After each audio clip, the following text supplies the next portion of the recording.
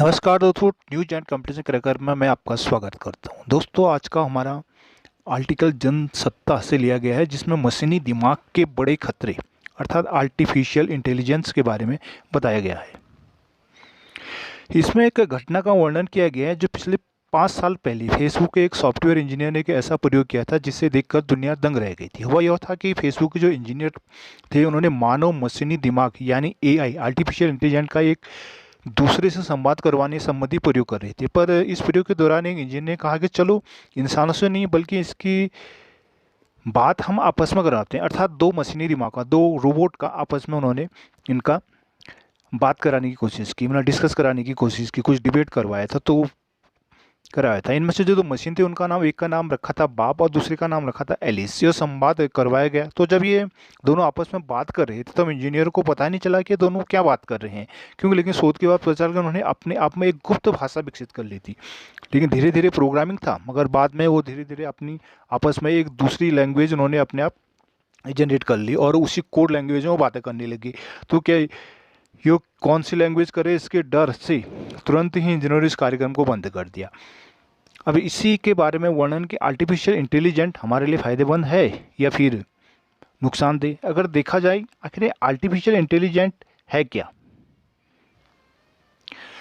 Artificial intelligent का सर्वप्रथम प्रयोग 1955 में सबसे पहले जॉन मैकार्थी ने किया था। इस शब्द का इस्तेमाल किया था, इसलिए उन्होंने फादर ऑफ आर्टिफिशियल इंटेलिजेंस भी कहा जाता है। वैसे देखा जाए तो आर्टिफिशियल इंटेलिजेंस की जो संकल्पना है वो बहुत ज़्यादा पुरानी है।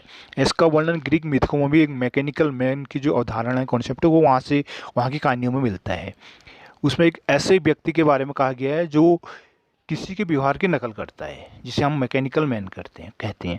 आज जो मनुष्य ने अपनी बुद्धि की मदद से मशीनों को भी एक बुद्धिमान बना दिया है। देखा जाए, मनुष्य को एक आर्टिफिशियल इंटेलिजेंस, एक कृत्रिम बुद्धिमत्ता के द्वारा उन्होंने मशीनों को बुद्धि दे दी है। आर्टिफिशियल इंटेलिजेंस का सीधा और सरल अर्थ है बनावटी या कृत्रिम तरीके से विकसित की बौद्धिक क्षमता। अर्थात वो किसी मशीन को हम उसमें कुछ प्रोग्रामिंग करके एक इस तरह का बौद्धिक क्षमता उसमें दे दें, अर्थात कुछ करने की या कुछ प्रतिक्रिया देने की जो एक एक्टिविटी उसमें डाल सकते हैं, तो उसको कृत्रिम बुद्धिमत्ता कहा जाता है। अब अगर देखा जाए कि कृत्रिम बुद्धिमत्ता का इस्तेमाल आज कहाँ कहाँ हो रहा है, तो अगर देखा जाए तो आर्टिफिशियल इंटेलिजेंस जो है वो कंप्यूटर साइंस का एक हिस्सा है।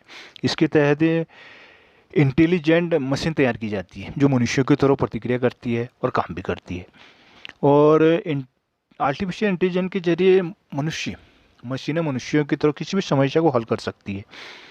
और अगर अन्य क्षेत्र दिखाता तो जैसे मनुष्य अपने अनुभवों से अपनी क्षमता को बेहतर करता है, ठीक उसी प्रकार आर्टिफिशियल इंटेलिजेंस के प्रोग्राम भी हैं जिसके तहत मशीनें भी सीखने का काम कर सकती हैं। अर्थात हम उसमें प्रोग्रामिंग डालेंगे तो उनकी जो फीडबैक होगा, उसका जो इनपुट होगा, सॉरी जो उसका आउटपुट होगा, उसी से वो अपने प्रोग्राम को डेवलप कर लेगा। अर्थात उसमें एक प्रोसेस करके कुछ अगला अपडेट कर लेगा खुद को। और अगर आर्टिफिशियल स्मार्टफोनों में तो आर्टिफिशियल का इस्तेमाल होता ही आ रहा है।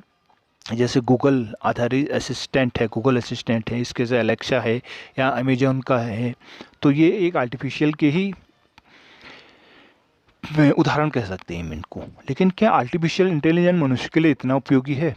क्या इससे कोई नुकसान नहीं है? अगर हम देखे जाएँ, जैसे कि इस प्रयोग में आर्टिकल में छपा हुआ प्रयोग है, इससे लगता है कि कहीं न कहीं ये हमारे लिए घातक सिद्ध हो सकते हैं अगर हम इसमें कंट्रोल नहीं कर पाएँ तो।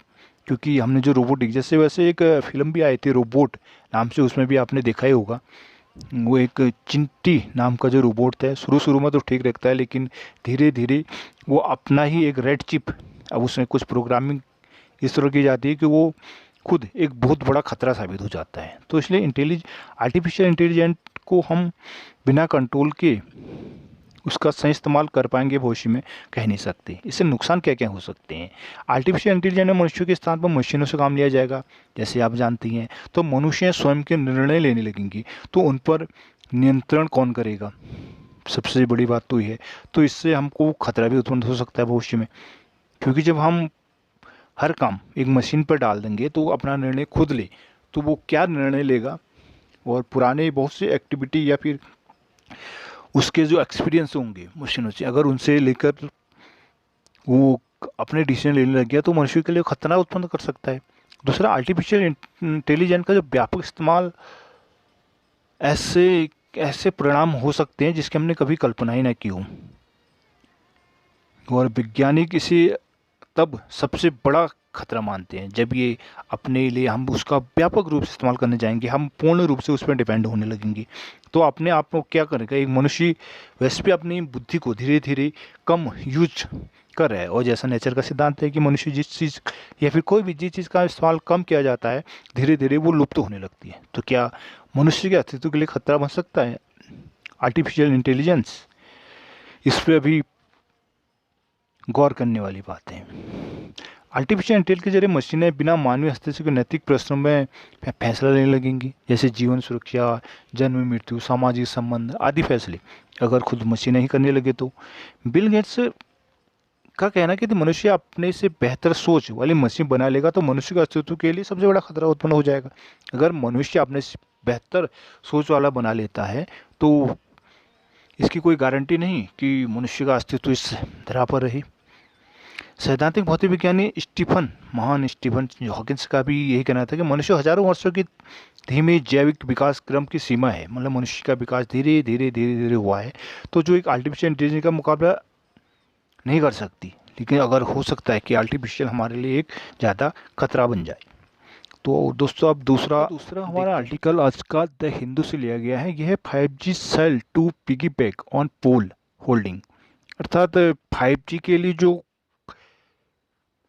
5G टावर जो लगेंगे वो छोटे छोटे टावर होंगे।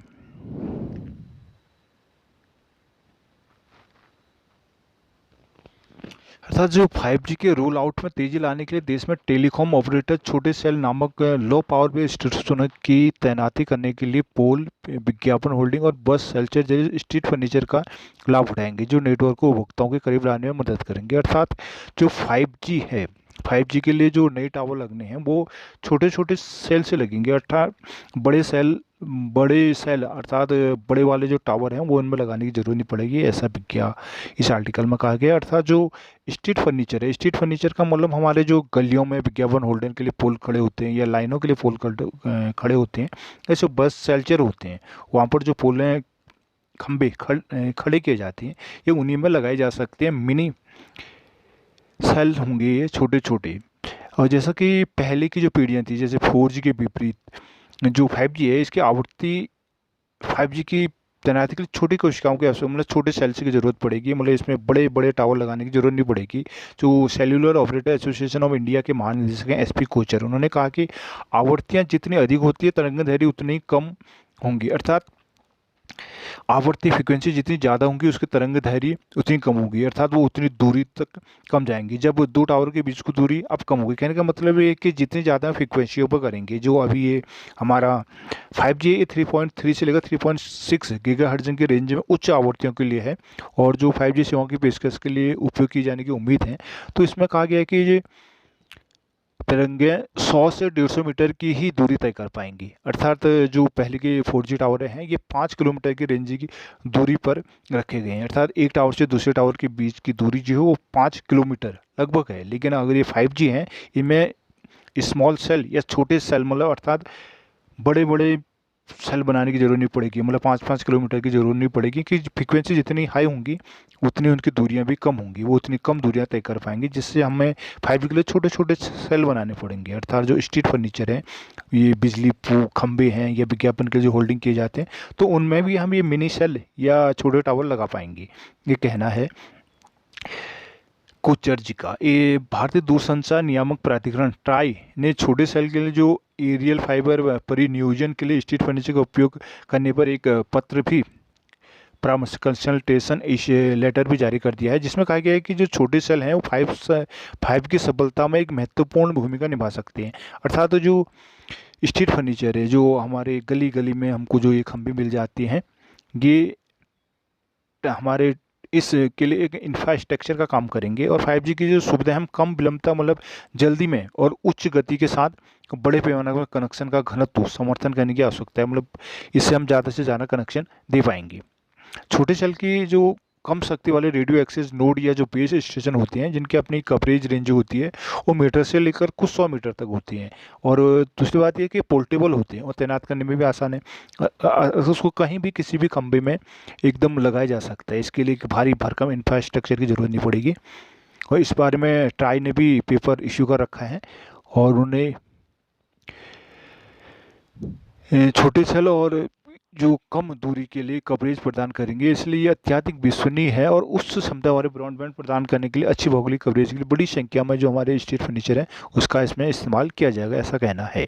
वहीं दूरसंचार विभाग ने पिछले हफ्ते संशोधित राइट ऑफ वे नियमों को भी अधिसूचित किया है जो मौजूदा सड़क बुनियादी ढांचे 5G छोटे सेल की तैनाती का मार्ग प्रशस्त करते हैं। और इन सुधारों से अक्टूबर 2022 तक देश में 5G सेवाओं को लॉन्च करने में सक्षम होने की उम्मीद है। संशोधनों में शुल्कों का युक्तिकरण, एकल खिड़की निकासी प्रणाली की शुरुआत और निजी संपत्ति बुनियादी ढांचे को स्थापित करने की सरकारी अधिग्रहण समिति की आवश्यकता को दूर करना शामिल है। अर्थात 5G को अक्टूबर तक लॉन्च करने के लिए हम इसके लिए जो इंफ्रास्ट्रक्चर की ज़रूरत होगी, चाहे वो निजी संपत्ति की पर अगर हमको बुनियादी ढांचा तैयार करना हो, वहाँ से हमको उसके लिए परमिशन लेना हो या उसके लिए सहमति लेनी हो, तो उसके लिए सरकारी प्राधिकरण की स्थापना की जा चुकी है। तेज़ी से 5G जो रोल आउट की सुविधा के लिए ज़रूरी है कि छोटे सेल को ROW मतलब रेडियो आवेदन प्रक्रियाओं को सरल बनाया जाए और जो दूर संचार लाइसेंसधारी हैं ग्रामीण क्षेत्रों में उन वहाँ पहुँचे 150 रुपये प्रति वर्ष, शहरी क्षेत्रों में 300 रुपये प्रति वर्ष में दूरसंचार उपकरण तैनात करने के लिए जो स्ट्रीट इंफ्रास्ट्रक्चर उपयोग करने में सक्षम होंगे। अर्थात जो दूरसंचार के लाइसेंसधारी हैं ये ग्रामीण क्षेत्रों में अपने स्ट्रीट फर्नीचर वाले विभागों से, अर्थात बिजली विभाग हो गया या फिर परिवहन विभाग हो गया या फिर होल्डिंग वाले जो प्राइवेट हैं या फिर सरकारी तौर पर हैं, तो उनसे वो एक वर्ष के लिए 150 रुपये से लेकर शहरी क्षेत्रों में 300 रुपये के तक स्ट्रीट इंफ्रास्ट्रक्चर का उपयोग कर सकते हैं। और इतनी फीस जो कि उनकी वो 150 से 300 मतलब 150 ग्रामीण क्षेत्रों में और 300 शहरी क्षेत्रों में होगा। और आशा करते हैं कि हमें जल्द ही 5G का लुत्फ़ उठाने को मिलेगा। Thanks for watching.